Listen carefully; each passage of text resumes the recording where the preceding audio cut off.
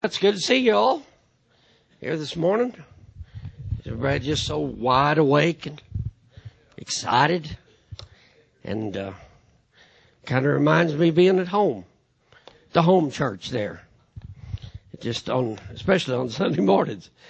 But it's really a great day to be alive. It's beautiful outside, and step into the house of the Lord and seek after the Lord. I told Brother Gabbard, I got a couple of things here, and I'm going to use them both, I think. But I'm just worried about getting them in the right order. You know what I mean? You want to make sure that you're following after the mind of the Lord, and I've really been trying to do that. Last night, Brother Bridges preached wonderful. And I guess it's probably the first time in a long time that I ever went to church and about got seasick. Just got to tell me about that. But it was wonderful preaching. And I'm one of the ones that I've been out with him on the water. Him and his boy managed to get me in that boat, and we was out there shrimping, throwing a net and trying to catch him. There was a couple of oysters that come up in one of them net loads, and open them right there, eat them right out of the boat. Okay. But before I went, there's some stuff called Dramamine for motion sickness. So I took one or two before I went out there. And it did get a little boisterous out there. I took another one. And before it was over, I felt like I could walk on the water. Well, that's good stuff. I'm telling you, if you ever just really, if you just ever really just need a supercharge, you don't need caffeine. Dramamine. Praise the Lord. I work for them. I'm one of their spokesmen. I want you to grab your Bibles. I want to look at another Old Testament character. Yesterday when we spoke a little bit about Daniel, and I may go back to him again, but I'd like for you to turn your Bible over to the book of Judges, and in Judges chapter number 13, and I just really feel like this is. You know, I probably ought to stick with the other theme, but this just keeps coming to me, and that I need to speak about this, and appreciate all the young folks that are here in the service, and I just want you all to know that before I speak on some of these topics, some of these issues, I have already spoke about them at home. To the home folks, to my home church. I don't do it in the form of practice. I do it in the form of burden. That's where the Lord has burdened me to put the majority of my ministry.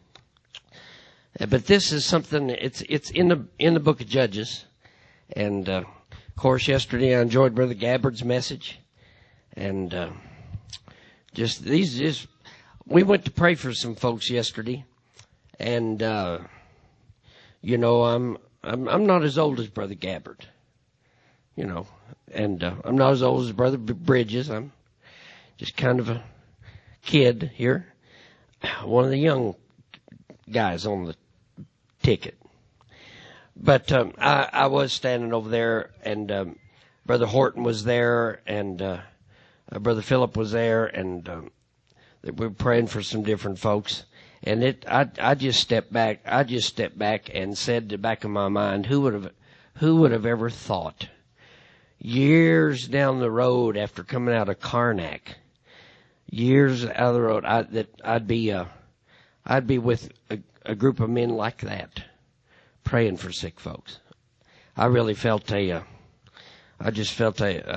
moment of appreciation there to the Lord. But Judges chapter 13. Verse 24. And the woman bare a son, called his name Samson. And the child grew, and the Lord blessed him.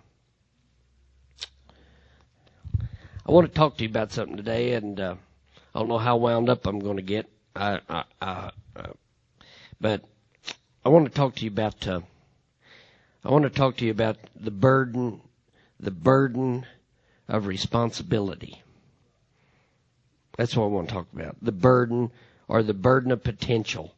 Your potential responsibility. What you can be and what you can do. And I might as well just start right off just with a slap right in the middle of the face. There are some people in this world that I cannot trust my car keys to. That's just kind of how it's going to go. So, I mean, there are some people in this world I can't trust my pulpit to. I recognize that sometimes in my jovial nature, and sometimes I laugh to keep from crying, but in my jovial nature, sometimes, especially when I was a much younger preacher, some of my shenanigans that I went through and done, was, I can't even hardly believe it myself.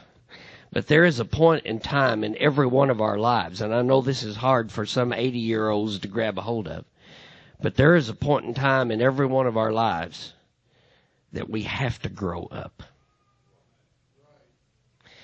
You can't be an 18-year-old, 10-year-old all your life. You have to grow up. You have to reach an age of responsibility. You have to. First church I ever pastored, I had the whole weight of this responsibility tossed on my shoulders, and I recognized right then that there is a certain amount of security in being an evangelist, because all you got to worry about is your part of the serve us. But there's that pastor, he's standing up there. He is responsible for song service. He is responsible for every kook that walks through the door. And he's responsible, I have lots of responsibilities there at our church in West Plains. The other day we was having I wasn't, my wife was they were having a ladies rally. And at that ladies rally, they had asked Sister Shirley Lester to come and speak at the ladies rally. And then I was going to have her hold over there and preach over the weekend, her and Brother Freddie. And we was standing there in the auditorium, and there were people across the road over in Fellowship Hall. I wished I would do something. We were standing there just in the auditorium talking, and there was somebody tapped on the door behind me back toward the Sunday school classrooms. And so, assuming that it was somebody that goes to our church and a member of our church there, because they were in the back of the church in the Sunday school, I didn't know that it was somebody that was just wanting to speak to the pastor. I mean, would you? I didn't know it. And so, assuming it was one of my church folks, I went to barking. Woof, I'd bark.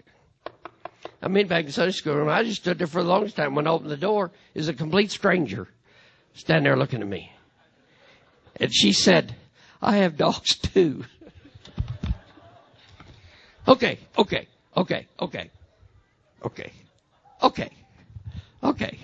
We're talking about responsibility here. Okay.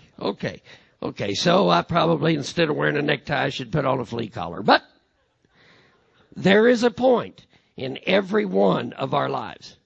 And sometimes I really think that some folks say they don't know what responsibility really is.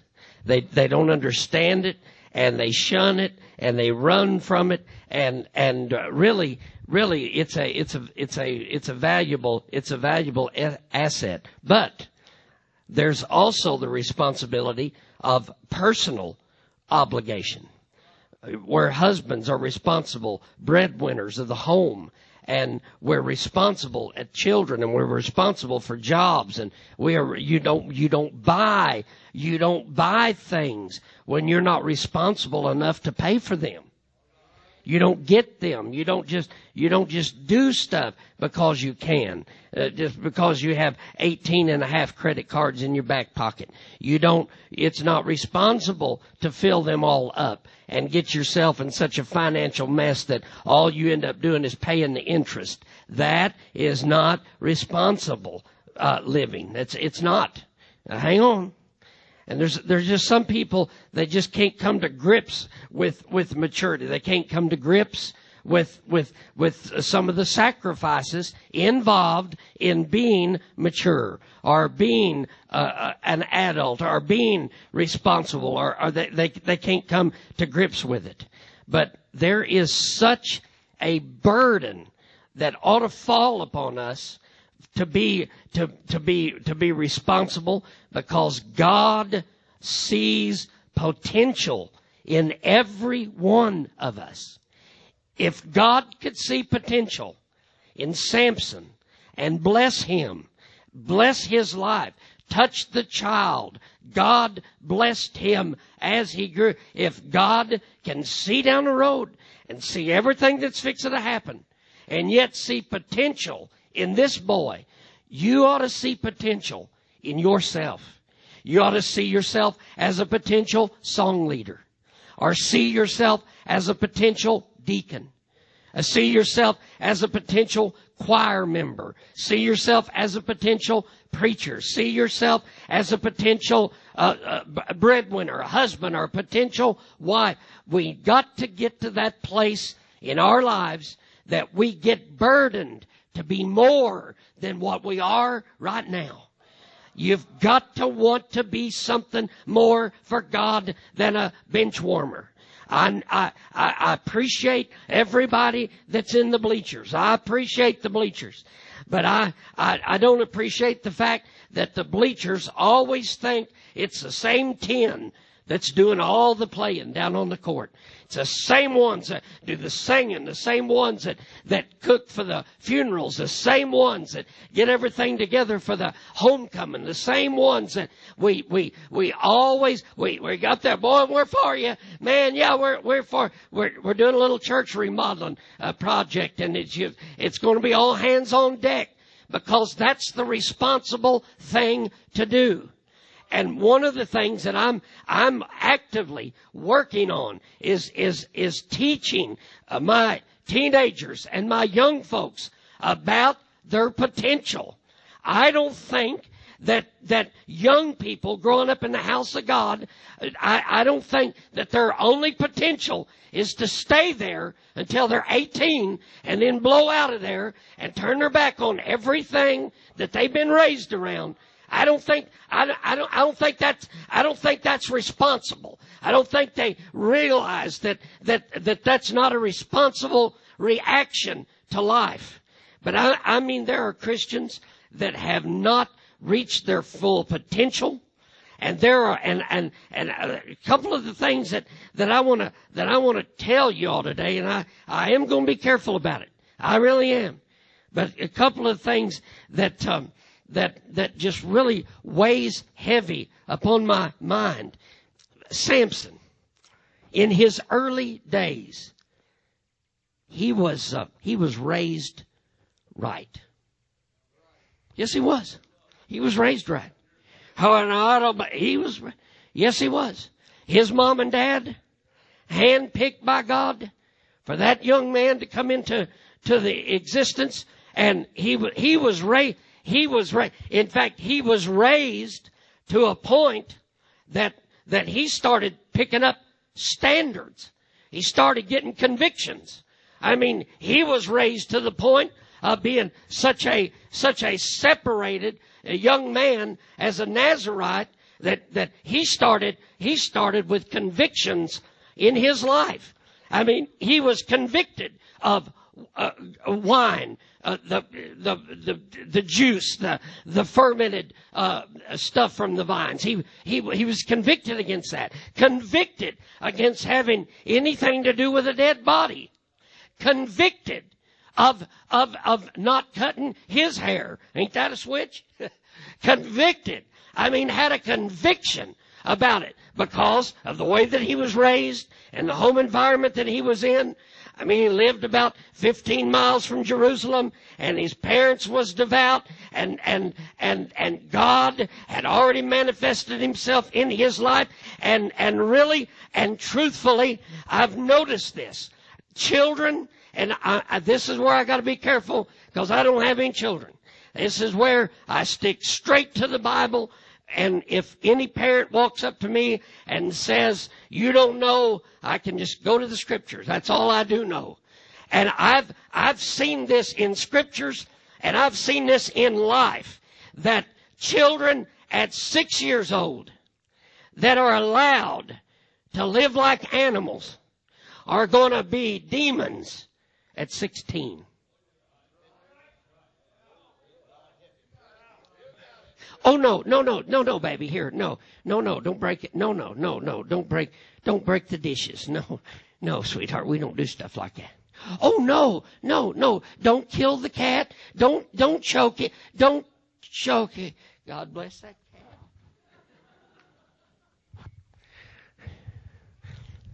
You ought to know better than that. You're 3. Listen. Oh, did it just suddenly get quiet in here? Or maybe it's, hello.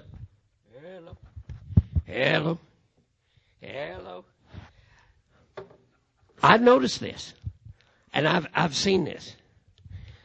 There are some evangelistic ministries that are killed. Not because the guy wasn't a good preacher, but he wasn't a good teacher. Oh, my. Hello? Is this right? I'm just shaking and making sure I'm right here. Everything's a thinking right here. You know, we have had time to time preachers come through, and you know, I don't expect. I mean, I've got kids in our church. Oh, come on. I mean, my little boys in the church, they're not monks. They don't wear and all the little girls in our church, their kids are kids. But there's been a few times in my life.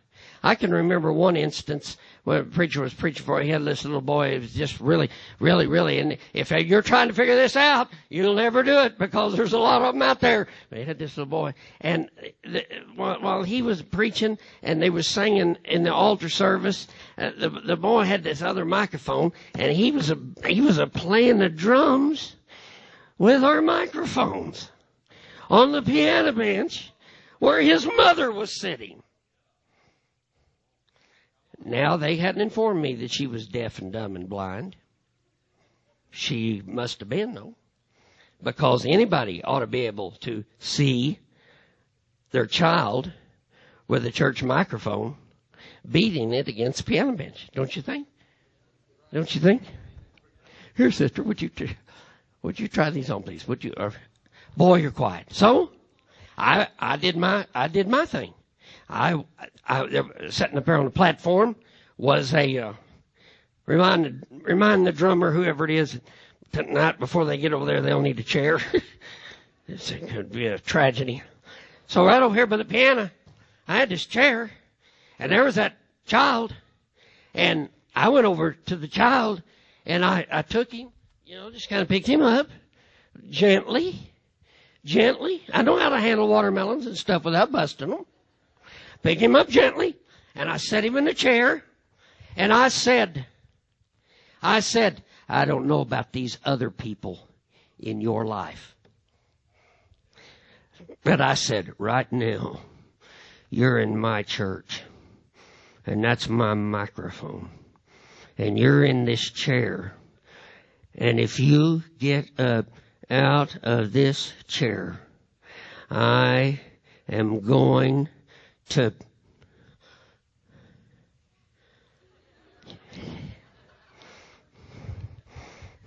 never tell them exactly what you're going to do. Then you won't be a liar. I said, don't you get up out of that chair. So, they said, precious child. After service, we was all shaking hands and everything. And evangelist come to me. Walked up and he said, "What'd you say to my boy?" I said, I told him. He said, "Well, before you tell me anything," he said, "you're going to have..." I can't get him to get up.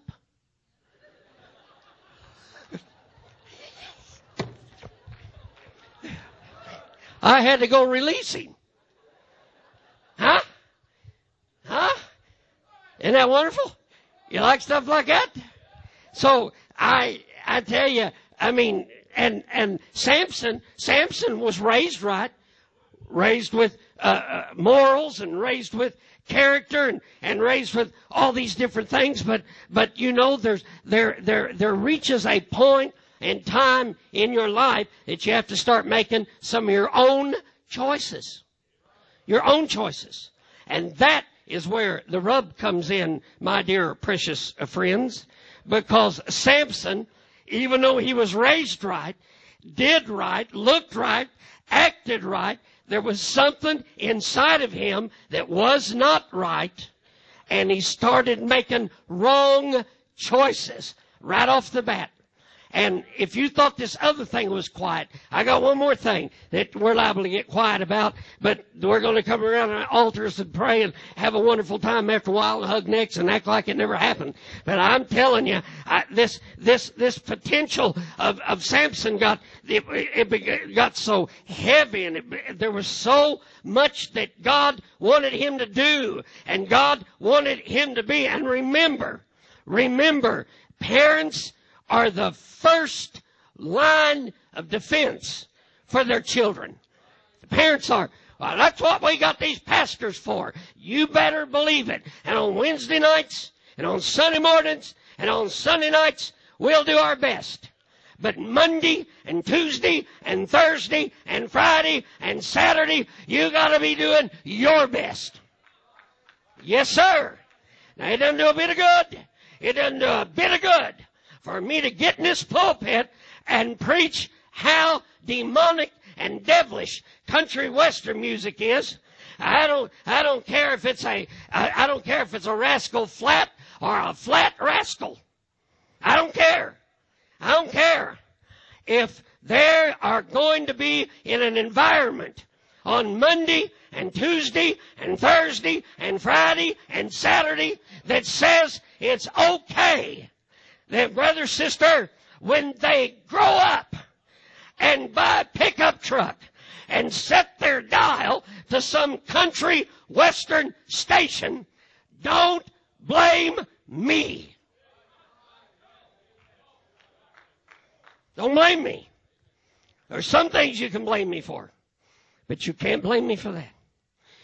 I stand in a pulpit and I talk about TVs and talk about movies and all the rest of the E's that I got on my report card. If I stood up here and talked to you about all those things and get your undivided attention and go back to the house, and they don't have to go down and buy tickets for the Super Bowl, they can sit at their house and watch it on Sunday evenings. Don't blame me if they grow up to loving sports more than the things of God. You can't blame me for that. Now, there's some things you can't. You can blame me for not preaching the truth, and you can blame me for not telling you what the Bible says about it, and you can blame me for not keeping law and order in the house of the Lord. No, sweetheart, no. Kentucky Derby is in Kentucky. No. The racetrack is in. You can't. You just go from laughing to silence. I never seen anything like it. We should do some kind of national study in here. There's got to be something that we ought to be studying about it here nationally, with a congregation with such attributes as you've got. Amen. It's amazing. But this Samson had one big trouble, and the one big trouble was some of the friends that he chose. That was one of his troubles. That's one of his biggest troubles. Now, young folks, and I know you're in here, and that's why I asked you to sit up real close to the front, and you did. Forget it. But young folks, you know, your best friends, you church-going young folks, your best friends really need to be young folks with characteristics and godliness, and your friends need to be your friends, your church friends. Girls that grow up with a standard and then marry some sheepdog and then come through the door and sit back there with 14 and a half kids crying because her life is tore all to pieces. What?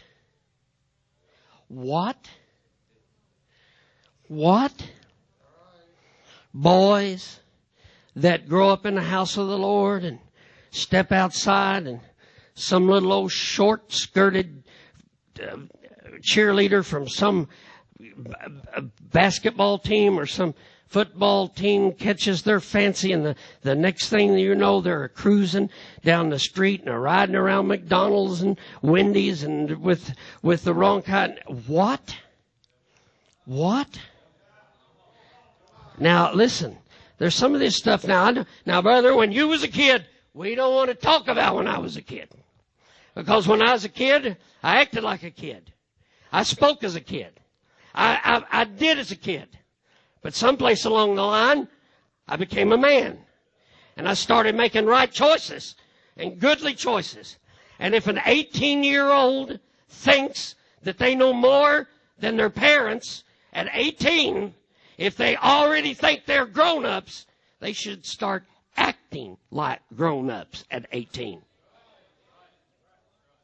Yeah. What was that? That was a 19-year-old on a roller coaster. There went another one. When we reach that age that we think that we ought to be our own boss, you should start making choices of a boss. Now, that's not the place that's going to get quiet, but I'm getting up there to it. I don't think Samson was built like well, basically, me or some other real physically fit human. I don't think he looked that way. I think he. Well, I'm thinking of a couple of folks I'd just love to say right now, but I just cannot do it. Because one of them would beat the snot out of me if I said him. But I think he's just a normal-looking guy. Actually, I think he was. But there was something about him, But he had this funniest attribute. He always was interested in Philistine girls. Isn't that amazing?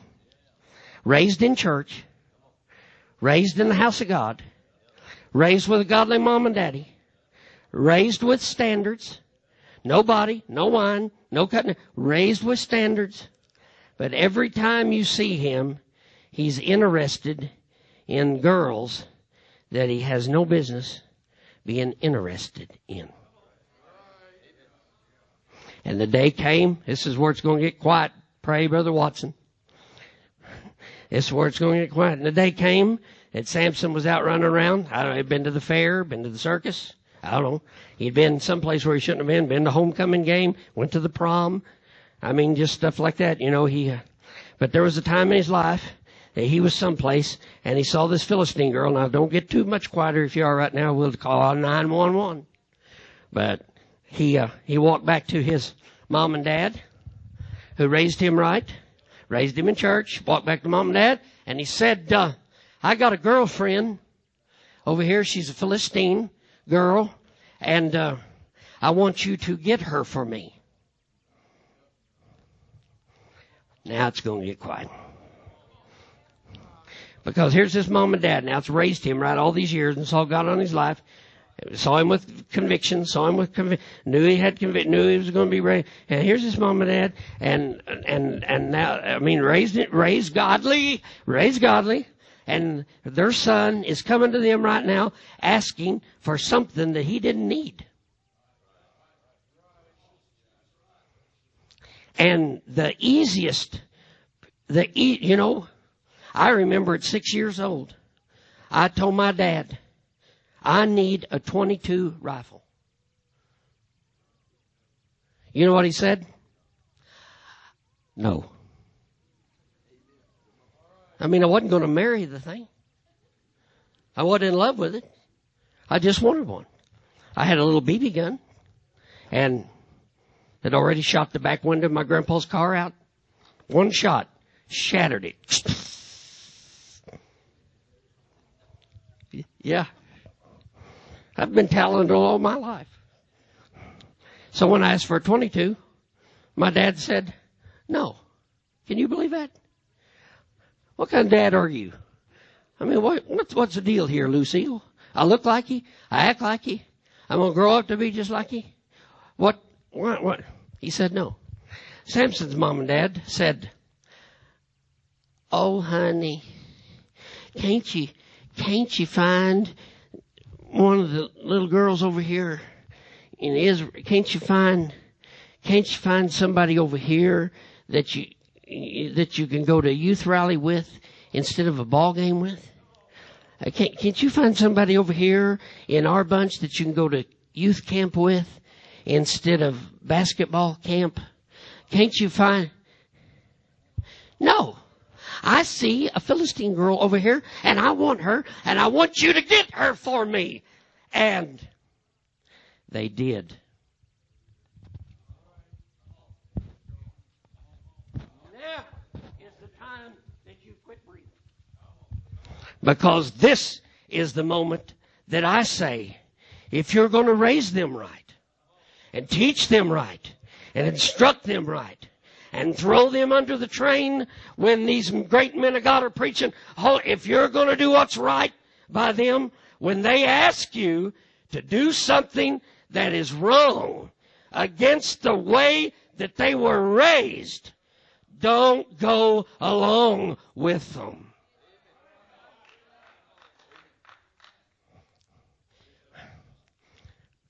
Well, I didn't raise you that way, but what kind of wedding cake you want, sweetheart?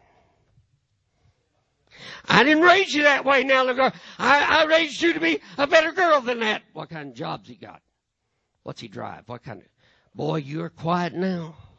But I'm going to tell you, sometimes Samsons turn out to be the Samsons that they are because the gradual leaving process of their potential started back at the house. If we get in this pulpit and we say that it is not a sane thing to move a television into your house, when they ask for one at Christmas, say no. Well, I tell you one thing, I'm against that rock music, and I'm against that Taylor Swift. I don't think she's all that swift. I'm against Taylor. I've learned some of these names just so you would think that I'm in the know around here. Taylor Swift, I'm trying real hard to think of another popular one, though. And I'm having an awfulest time. Is Gene Autry still alive?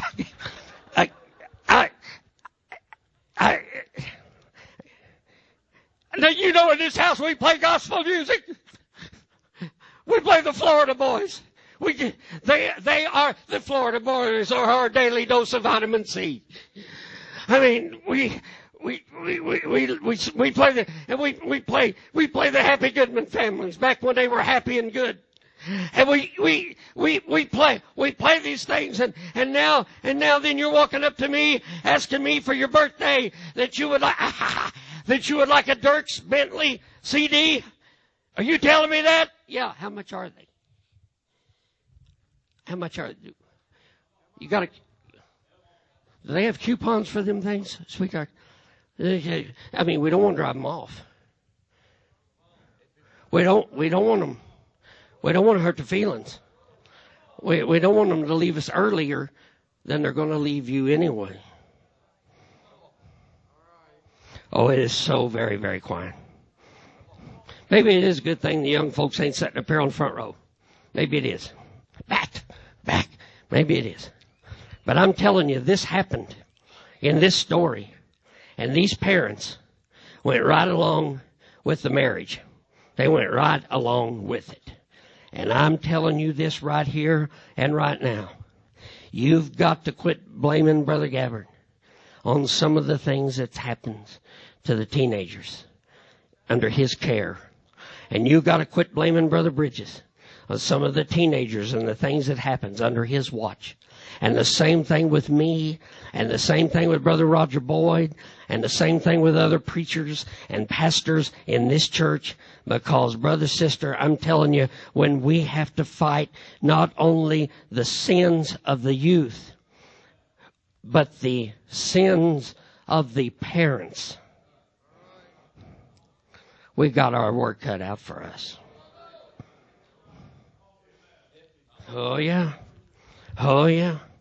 And so I would really like to talk about that a little while. I'd like to talk about the weakness that he had for these Philistine women. I'm not, because I got to move on.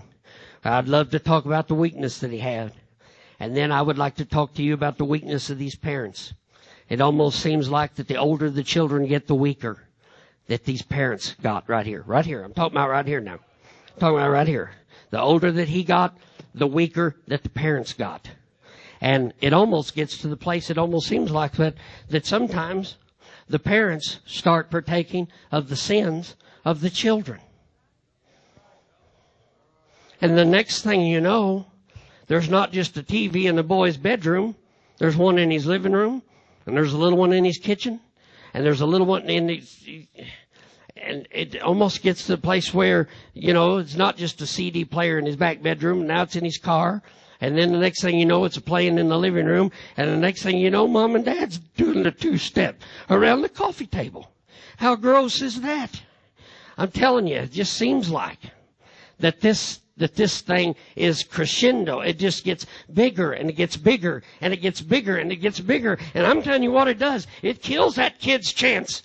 It kills that kid's potential of being spotless and spot-free. I mean, it just kills it right then and right there. We want our boys and we want our girls to be moral, and we want them to have good character. We want them to. And they don't just learn all that. They don't just learn on that at the church services. This boy started making irrational choices, irrational things going through his mind. And brother, sister, this marriage thing fell apart. He lost his wife before he even had her, and it was an absolute mess until girlfriend number 2 come along, and the next one was a prostitute. Are you getting the progression here? Are you getting this? Are you getting this? We're not just talking now about a good worldly girl. We're talking about a bad worldly girl. You get that?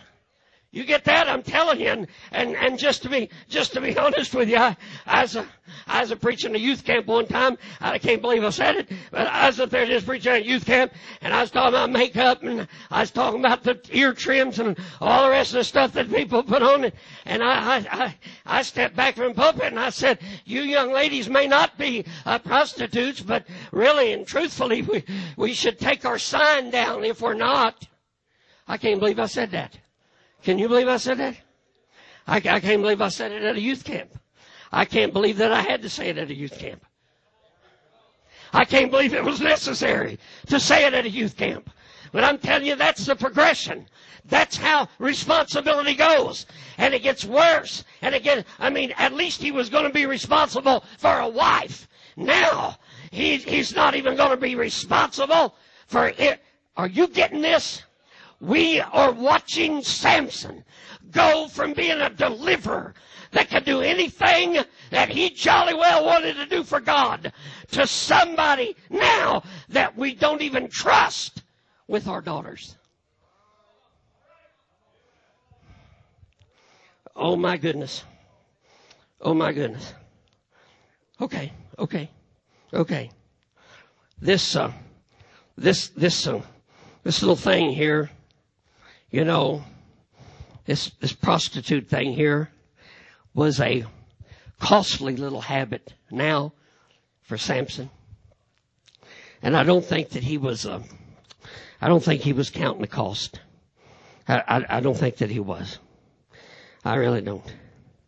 But I am going to tell you this, since I'm on such a roll and you're having such a wonderful time. I am going to tell you this. In our little churches, I mean, our young ladies, they have it in their mind that they don't want to be old maids. They don't want to play old maids, and they don't want to be old maids. They have that in their mind.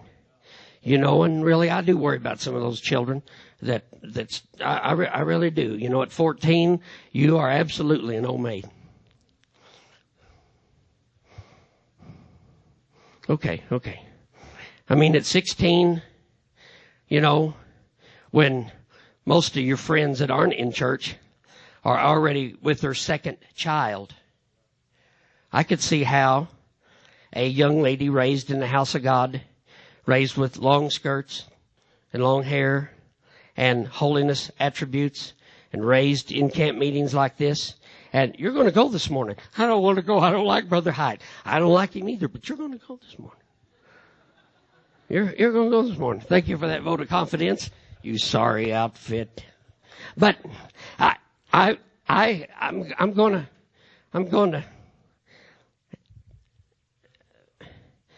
We've got some young folks in our churches and some young men in our churches that I don't think they're dating out of love, and I don't think they're marrying because of love. I think some of these things are just convenience packages. It gets the girl out of an unhappy house. I don't love him, but at least he's got a car. It gets the boys out of an unhappy home. I don't love her, but at least now I can get a big screen TV instead of using the little one that Mom's got in the kitchen. Oh boy, you're very quiet. But it just keeps costing more and more and more and more and more when you fall in love with the prostituting powers of this world. It just keeps costing more. You have to pay to play. You have to give. You have to pay. It just keeps costing and costing and costing. And the next thing you know, it costs you a divorce lawyer.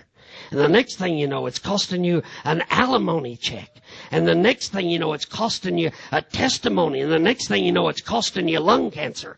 And the next thing you know, it's costing you cirrhosis of the liver. And the next thing you know, it's costing you a baby out of wedlock.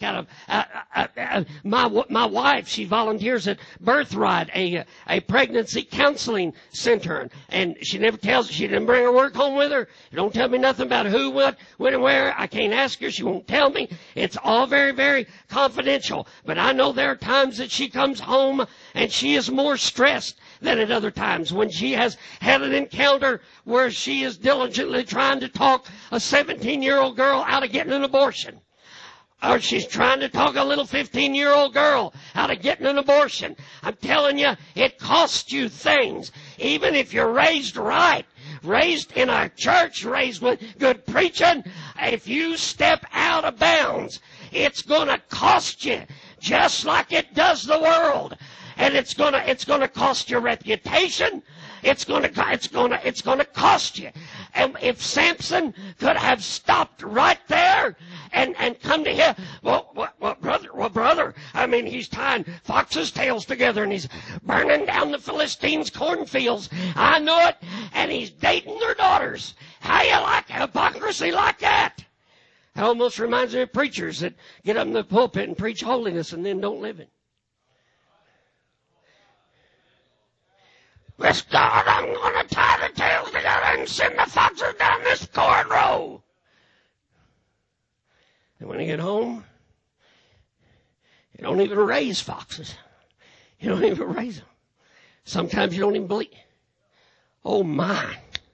Now, I cannot lose my backers. I can't, forget I even said that.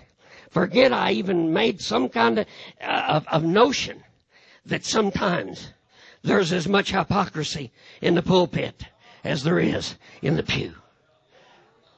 Just forget I even said that. Forget it. Forget I even said that. Forget it. Forget I even said that sometimes you preach holiness in the pulpit, but you can have a wandering eye. Forget I even said that. Forget I even said that there's a righteous lifestyle and a holiness lifestyle that you are obligated to live.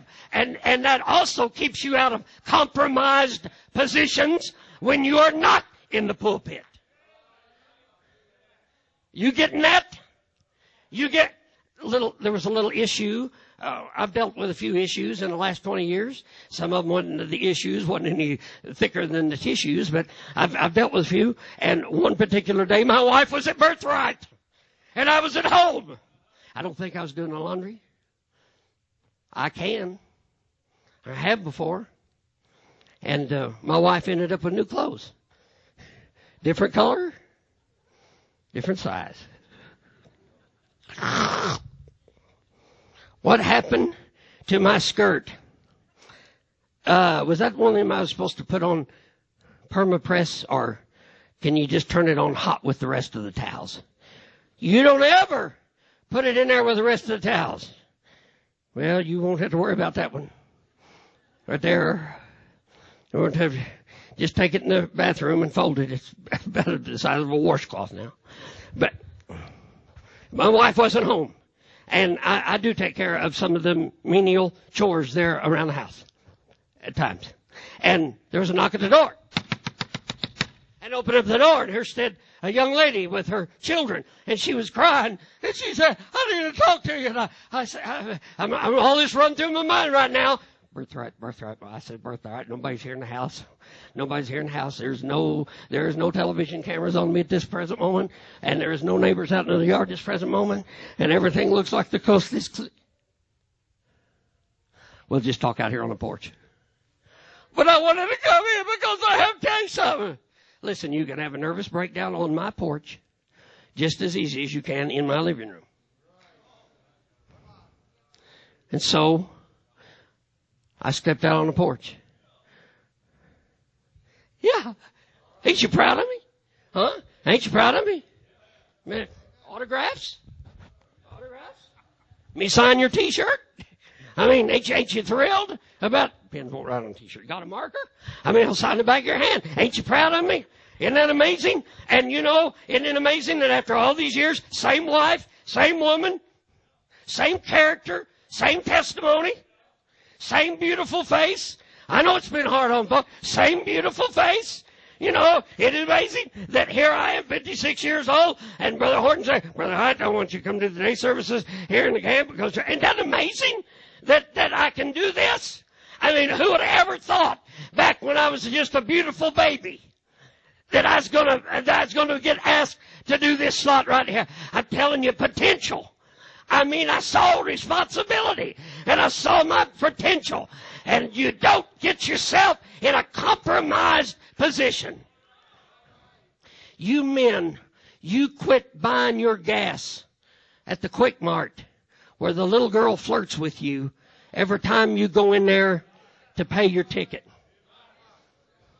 You don't like candy bars, and you know it. You just go in there so you can visit with her. And any man in this room that treats the waitress better where you buy food, a hamburger, than you do your wife, you're a scoundrel. Oh, yeah, that's all right. Oh, I'm sorry. You wanted sweet tea. Oh, that's all right. That's all right. That's all right. If it'd been you old bag, I'd have knocked your dentures out of your mouth. Oh, that's all right. That's all right. That's all right. Oh, you're quiet now. Honey, what are you leaving that $20 bill on the table for? Tip, shut up and go get in the car. And I have to grocery shop with coupons? You're a scoundrel. You like that word right there? I'd tell you how to spell it, but there's one thing that I was bad in, and that was spelling. I cannot spell it, but I can smell it a mile away. This thing, you know, Don't you just love this preaching? I've stretched my glasses. Don't you just love this? I'm telling you. Then came, and I'm done. Here come the bottom line. Then came Delilah. And according to calculations now, I can't prove it with all the pieces of silver that they handed her, but I can tell you what I read, and I can tell you what I jotted down. What I jotted down was, in our current style of money and the economy that we've got right now, they paid her about $25,000 to find out where the strength of this boy was really at. And what is so sad to me was the strength of this boy was really at home. That's where he started losing strength. That's really where he started losing. And and now you're going to be quiet. You're going to be quiet, but here is the progression. When she got to dilly-dallying talking to him about his convictions, about his standards, she said, she was asking him about this. He said, oh, but if you tie me up, if he started going down this list of jokes. It was just a joke to him. Just a joke. I mean, every time he gets behind the pulpit, he gets anointed anyway. It's just a joke.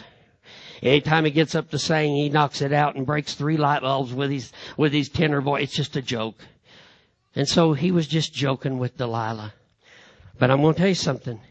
He had already played around with a dead body. So he had lost that conviction. And he had already gotten drunk. So he lost that conviction. All he had left was his standard. That's all he had left. That's all he had left was his standard. And that's usually the last thing that goes. I'm telling you, when somebody walks in the door and we say, oh, she's cut her hair.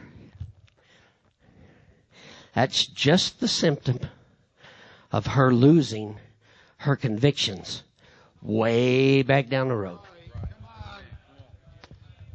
Her coming in that church house with her haircut isn't what makes her a backslider. Losing her convictions is what made her a backslider. And you can do that and sit in church with long hair.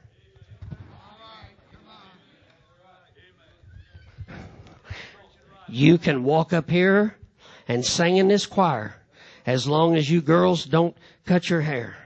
And you can have the convictions and the morals of an alley cat if you're not right in your heart.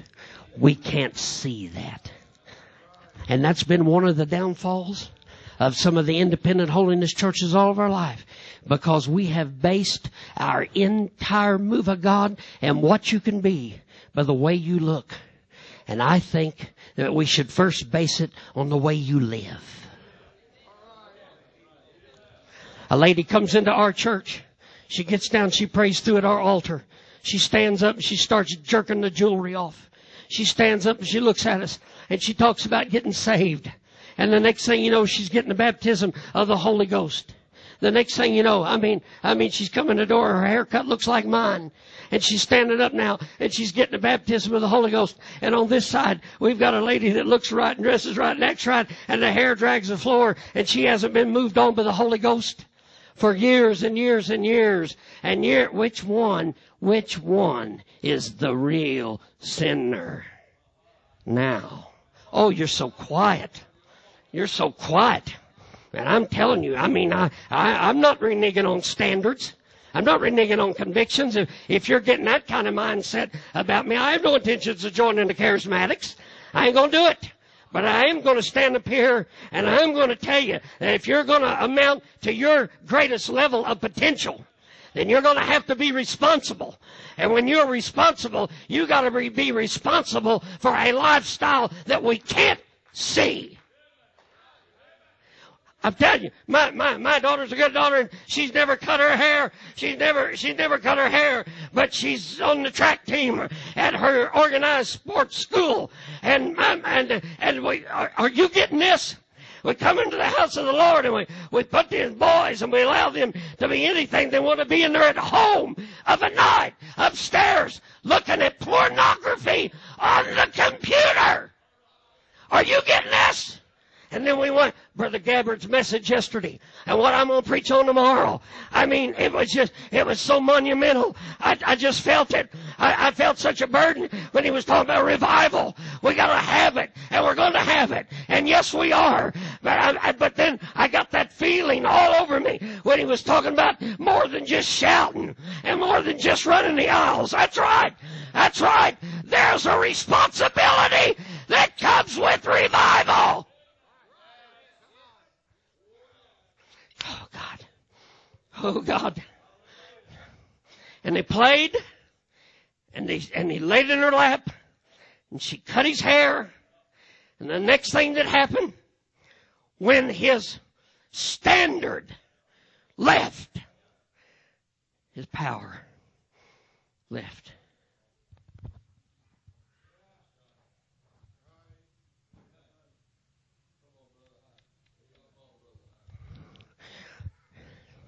I had a fight with the high school over in southern Illinois when I was pastoring at Jonesboro. And the fight was I had some young ladies that didn't want to take PE, they didn't want to participate. So they asked me to write them a letter, of which I did. And I really had a problem with one. Because one young lady that wanted to get excused out of PE, she was the most likely to not succeed out of the entire group.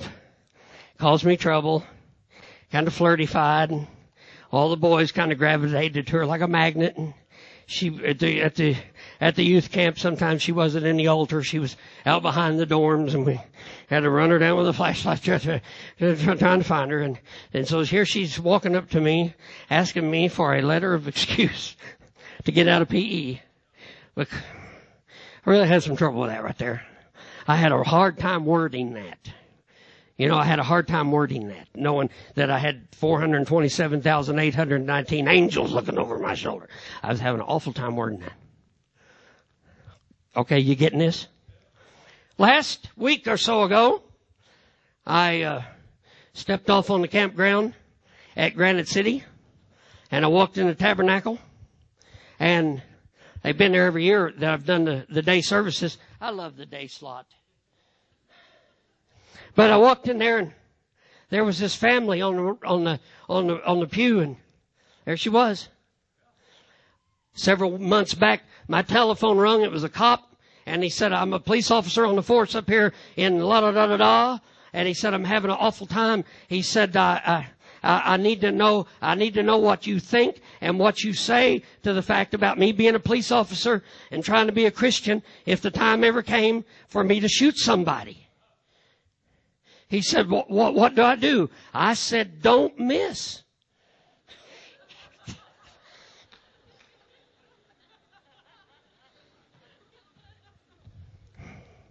I didn't even get the Prudence Concordance down.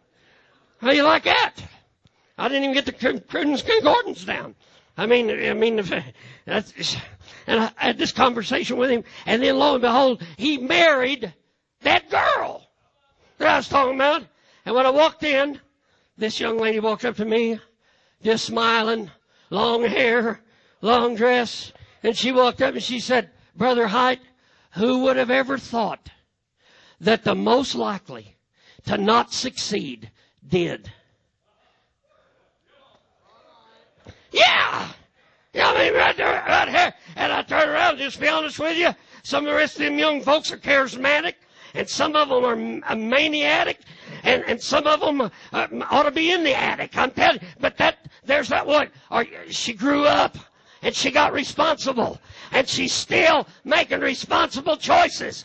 Here she is at camp meeting, and she's still doing right, and her marriage is together when theirs ain't, and her family's together when theirs ain't. Listen, Samson. I'm done. Samson lost his power when he lost his standard. So now we're grinding here at the mill. We are. I am. That's what I'm doing right now. Having cornbread. We're grinding at the mill, and you can't tell it from where you're sitting, but my hair's growing right now. See it? It is. It's growing pretty slow, but it's growing. I seem like I felt it. Seem like you'll never do that again. But howbeit his hair began to grow. Now don't get quiet on me. Now it's time for fun and games. And what are we going to do? We're going to make fun of the guy who lost his standard. We're going to play with the guy that was so much and he has so little. And you're quiet and I'm done. And so he steps into the arena. He leans against the pillars. And according to the scripture, he brings the house down. And he kills more Philistines than he did all the rest of the time. So how are you going to end this message? I'm going to end it like this. What was he doing in that temple with his eyes put out in the first place?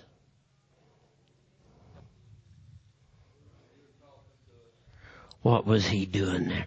Oh, Samson. Oh, Samson. I think we're making heroes. Too quickly out of people who made bad choices. Yeah, but they're in. Yes, they are. But they will never be in like they could have been in.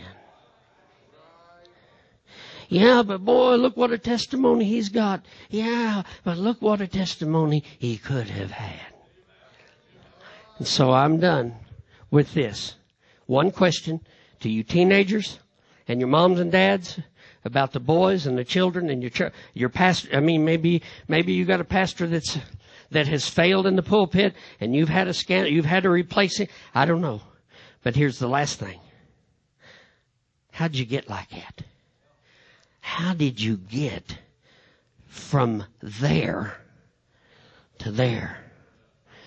How'd you do that when you wasn't raised that way? Father, now just for a few minutes today, yes, I wanted to talk about Pentecost. Yes, I wanted to talk about the Holy Ghost. Yes, I'm liable to do that tomorrow or Wednesday or Thursday. Yes.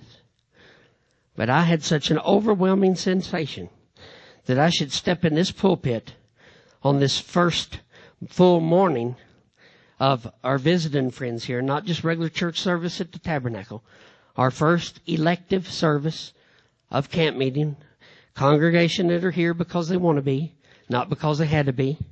They didn't have to buy a ticket. We are here, all of us this morning, because we want to be in this room.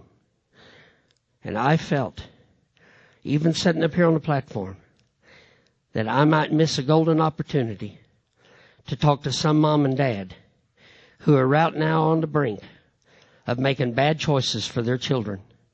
And they would like to take each other by the hand and step out into the aisle and walk down to the front of this church. And before they bury themselves in a piece of carpet, they stand and they raise their hands and they say, "Oh God, I need you to help us. Before things go from worst to worst, I need you to help us." And instead of the wife reaching over asking the husband, "Should we go down there and pray for our children?" Wouldn't it be something, God, if some responsible man in this room recognized that he's the spiritual leader? He's the priest of his home. He's the one that should reach over and take his wife by the hand and say, "Sweetheart, let's walk to the front of this church. Let's lift our hands and let's ask people to gather around with us that we make right choices for our children." Or the teenage boy that's fixing to leave home because of a job and because your mom and dad want you to be home before midnight and you don't think it's responsible to have a curfew. Or the young lady who's got a boyfriend and your mom and dad is against it, and yet you're sneaking around texting and you're sneaking around with your other friends and they're helping you make little rendezvous. I'm telling you kids, I'm telling you young folks, I'm telling you grandmas and grandpas, I'm telling you preachers on the edge of assassinating your own character. I'm telling you, you don't have to end up in the temple bringing the house down on a room full of the enemy. You can stay out of there. You can stay out of the mill. You don't have to go to the, you don't have to lose your eyesight. You don't have to lose your head. You don't have to lose your testimony. You don't have to do it. And so your heads are bowed and ain't nobody looking around. And I'm asking you as sincerely and as sweetly as I can. Is there a man and woman in this room that'll shuck themselves out of that seat like fixing an ear of sweet corn and walk down to this aisle together and throw your hands up together and ask, in doing that, a few of the husbands and wives in this place that are living as sanctified as they can to join you in prayer that you continue making the right choices. But right now you're up against it and you need help. Or I'm looking for some young lady that was fixing to leave home and you've changed your mind this morning. Or some young man that's already been experimenting with a can of Skoal and your radio dial right now is already set to something that you wouldn't want us to get in your vehicle and turn it on loud and listen to the last thing that you've been listening to. I'm asking, my head's bowed, my eyes are closed, but I mean to tell you that this isn't an indictment against anybody that gets up and comes down to this altar. It ain't an indictment. We're not setting up a court and a jury here. We're not going to put you away for 20,000 years. No. We're going to rejoice in the fact that the revival that Brother Gabbard was preaching about yesterday has begun. That's what we're going to rejoice about. So I'm looking for a husband and a wife right now. Or I'm looking for a teenage boy right now. I'm looking for somebody that still has their standards, but you have lost your convictions. And you want to come down to this altar because you know the next thing that's coming towards your life is the scissors. I'm looking for somebody in this room that's already doing things now that you told God 20 years ago, I'll never be part of and I'll never do it. And it condemns you every time that somebody preaches about it. And this morning, you're tired of living under that condemnation. You're going to get up, you're going to come down to the front of this church, you're going to raise your hands, and you're going to watch a big God take care of a big problem in our little lives. Going once? What are you going to do if nobody comes? I'm going to come back at 2 o'clock and back Brother Gabbard when he hits it again. Going twice? What are you going to do if a mom and dad don't want to admit that they're allowing things and doing things that they wasn't raised to do and they're allowing their children? What are you going to do? I'm just going to say it's a happening everywhere. It's a happening in every church. And until we get a burden of responsibility upon us, it's going to continue to happen. Am I down to 2? Am I down to 2? Is there one team? Am I fixing to sell out this service and not one young lady in this room come out of there with her hands up telling God, I want my convictions. I want stronger convictions than I've ever had. Have I not got one teenage young man in this room that'll come down to this altar, offer himself, and tell God, I want to keep my strength. I want to keep my strength up. I don't want this to tear me down. Last call. Last call. Oh, yeah. Going once. Going twice. Man, I've never sold a family in my life. I've never sold a teenager in my life. Going twice. Here it comes. Gavel down. Sold. To the highest bidder. And so now, my question. Brother Horton wants the microphone here in just a bit, and I'm going to turn around and hand it to him. But my question, is there anybody in this room that feels a deep-seated need that you should pray? Is there anybody in this room? Is there a grandparent that all of a sudden feels like, I really need to get up there and pray for my children, they're in a mess? Or is there any of the young lady, maybe I'm just going to open up the altars and ask the folks that are sitting here in this congregation, if you are really, really interested in God arresting our lives and giving us a revival, and you're interested in starting this week in this camp meeting, why don't you come and pray about that? I'm done. Why don't you just come around here and build you an altar? Seek the face of the Lord. I'm going to hand the microphone to Brother Horton. Why don't we come around these altars? Why don't we come around these altars? Do I think that people who needed to come a while ago and come now, do I think it's too late? No, but I think there's a pride issue that's liable to still keep you from getting the victory you need. You think it's too late if all the girls come and gather around, pray with one another? No, I don't think it's too late. But I think there's a pride issue that keeps you from coming. And I think it's the same thing with the boys. And I think there's been a lot of preachers that if we had got up when we was admitting that we were having a struggle, and we come around that altar, I don't think it would ever got as bad as what it did. Oh, we want to seek thy face, Lord.